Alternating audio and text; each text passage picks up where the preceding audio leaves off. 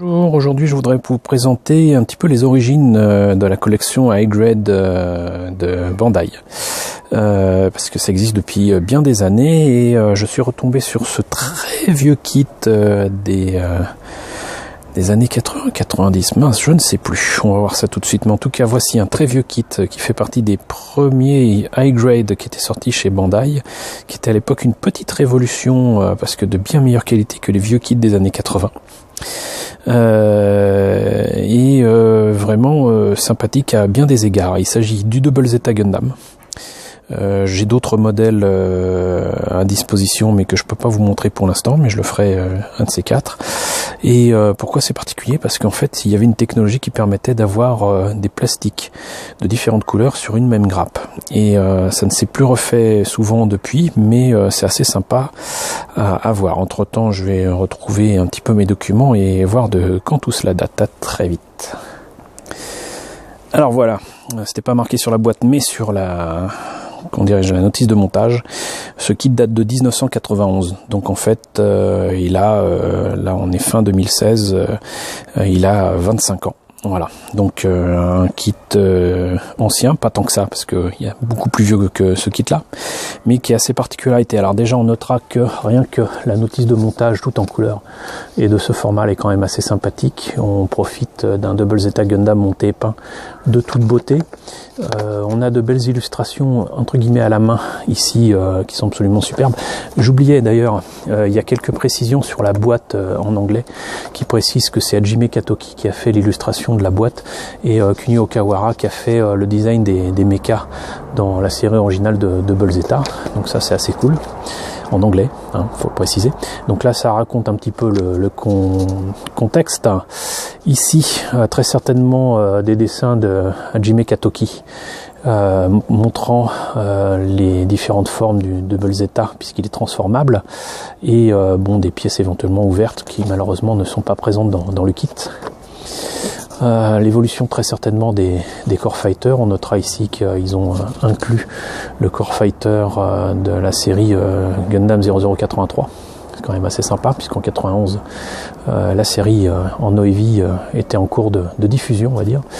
L'autre, comment dirais-je, version du Double Zeta Gundam qui est le Full Armor Double Zeta, qu'on retrouve aussi dans Gundam Sentinel, et bien évidemment ensuite le montage.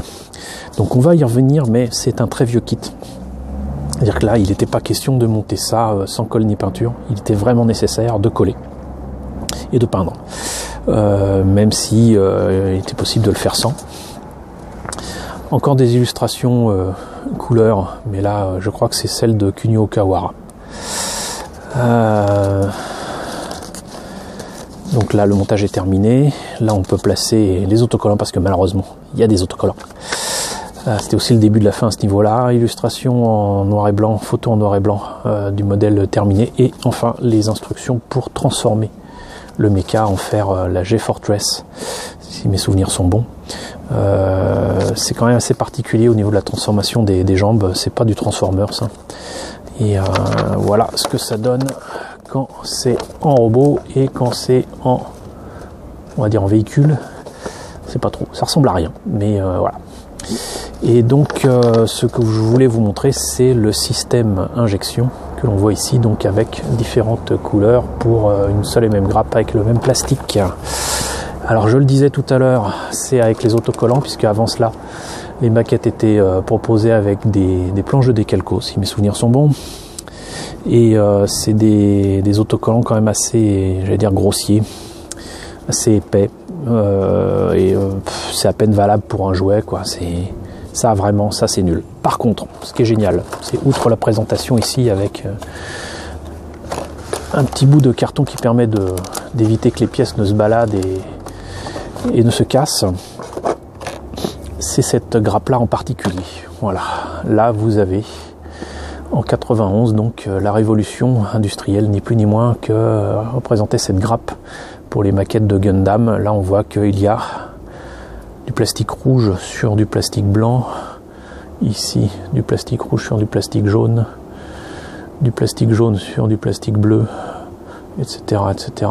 Et tout ça sur une même grappe Et ça, c'était très compliqué à faire. Et ils l'ont fait. Et c'était pas donné pour l'époque. Donc voilà. Ils l'ont pas recommencé parce que c'était beaucoup plus simple de faire des pièces séparées, de couleurs séparées. Puis que, par exemple, là, les pièces rouges du pied soient clipsées sur la pièce blanche. C'est-à-dire qu'à partir du moment qu'ils ont intégré l'idée de faire des maquettes qui se montent sans colle, c'était beaucoup plus pratique de faire les pièces en couleurs séparées. Mais voilà, ça c'était vraiment la révolution en 1991, on le reprécise.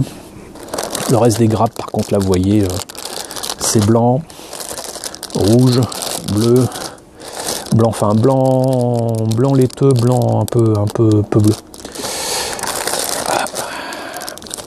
Avec quand même des petites pièces transparentes, vertes, et des petites vis. Parce qu'il y a certaines pièces qui ne pouvaient pas tenir toutes seules correctement, surtout articulées comme ça. Donc voilà, il s'agit donc d'un kit, les débuts des kits high grade au Japon, il y a 25 ans. Moi je trouve ça vraiment très très cool de me replonger là-dedans. C'était mes débuts, j'avais eu mon premier kit, c'était d'ailleurs pas un high grade, c'était un kit normal, non transformable au 144, c'était le Double Zeta Gundam justement, donc il m'importait beaucoup de vous présenter ce kit. J'espère que cette présentation vous a plu, que ça vous replongera éventuellement dans vos souvenirs, ou que vous découvrez du coup que l'évolution des maquettes Gundam ne va pas de soi, et qu'elle est passée quand même par pas mal d'étapes. Voilà, j'espère que cette vidéo vous a plu, que cette présentation vous a plu. N'hésitez pas à me dire ce qu'il en est, n'hésitez pas à la partager. N'hésitez pas à vous abonner s'il y a lieu, et à très bientôt pour une nouvelle vidéo.